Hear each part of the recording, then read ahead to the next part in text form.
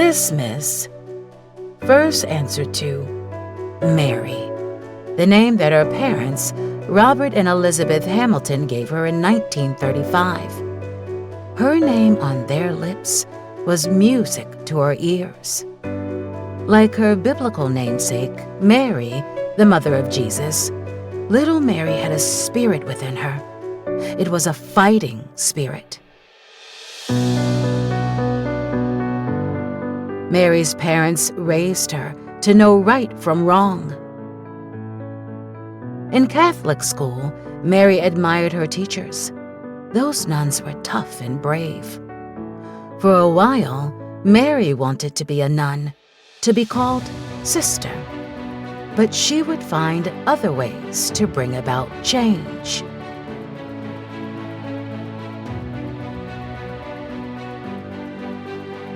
She also knew black from white. Though African American, Mary's skin was so light she could have been mistaken for white. Some of her relatives did pass for white, but not Mary. She was proud to be black.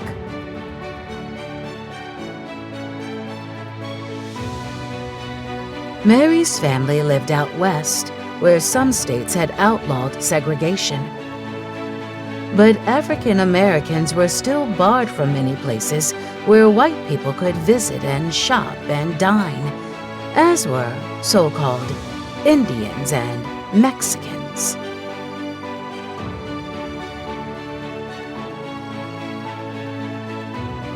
After high school, Mary went east to college. The all-girls school stressed scholarship, manners, and charm. At receptions and teas, addressing others by proper titles. Miss, Mrs., or Mr. was a sign of courtesy and respect. After college, she taught school in New York. But her classroom was not her only concern. Mary cared about equal justice. She cared about the civil rights movement. For her, the movement meant that black people were finally fighting back.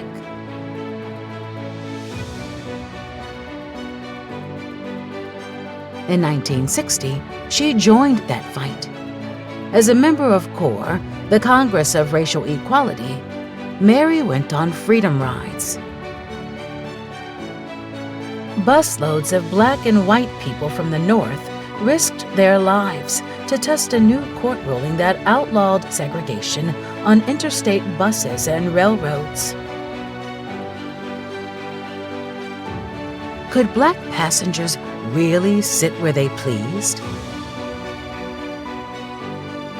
Was the law worth the paper it was printed on?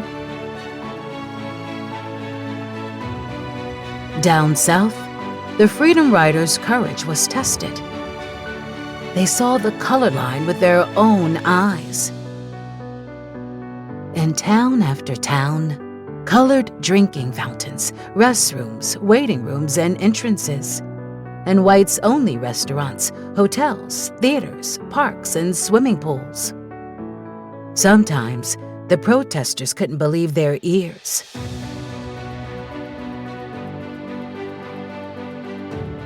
Without so much as a second thought, whites called African Americans out of their names, addressing grown men as boy and women as girl or auntie, rather than Miss, Mrs., or Mr. And African Americans were expected to answer. Hecklers called the protesters even worse, names too hateful to print. In 1961, Mary was arrested in Mississippi. In her mugshot, the sign around her neck bears no name, only a number: 21068. Again and again, Mary was arrested. She told one jailer who threatened to harm her that she'd fight as if her life depended on it. When another jailer trapped her in an elevator, she refused to scream, just for spite. Despite beatings, she kept resisting, relying on nonviolence to press for justice and equality.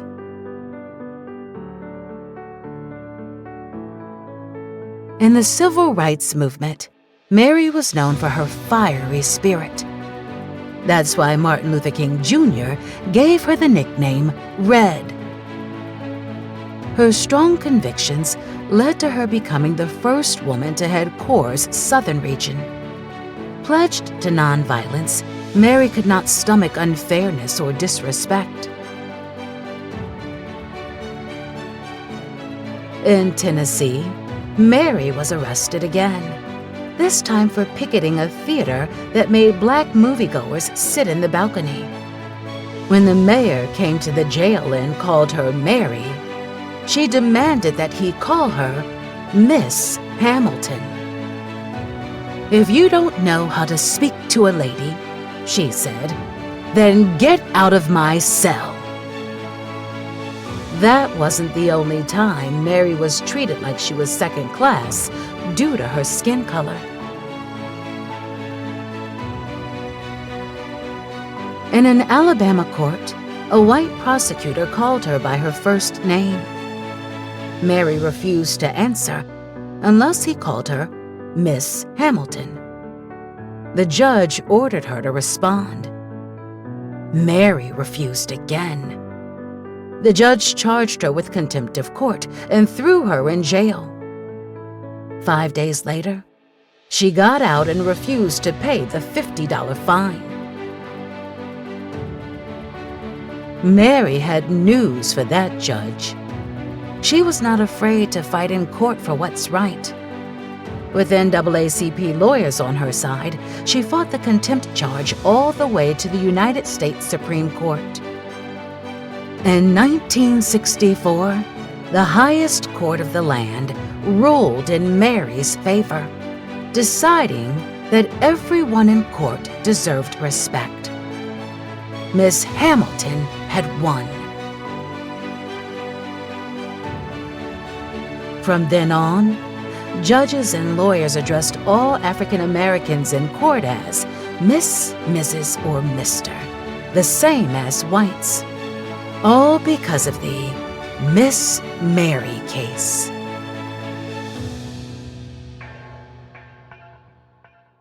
What's in a name? Imagine being snatched from the continent of your birth, shipped across the ocean, stripped of your traditions, and then being grouped by skin color, black or Negro, rather than by tribe. Imagine being assigned a new name by a slave trader or slaveholder. Imagine having no last name at all, and then when slavery ends, being able to choose one for yourself and your family.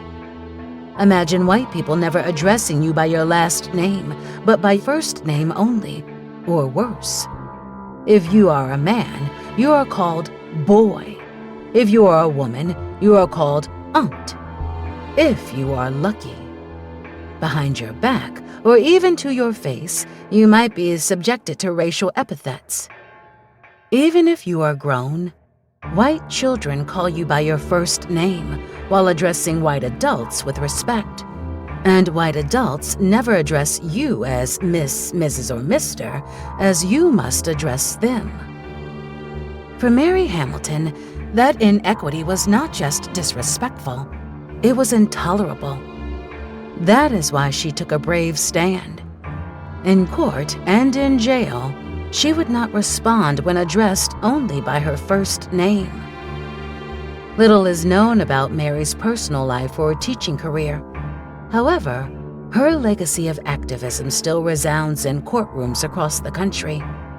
Because of the so-called Miss Mary case, all citizens are entitled not just to due process of law, fair treatment in the judicial system, but also to due respect, the right to be called Miss, Mrs., or Mr. in a court of law. Mary Hamilton with CORE co-founder James Farmer. Timeline: 1935. On October 13th, Mary Lucille Hamilton is born to Robert Emerson DiCarlo and Elizabeth Winston Hamilton. 1937.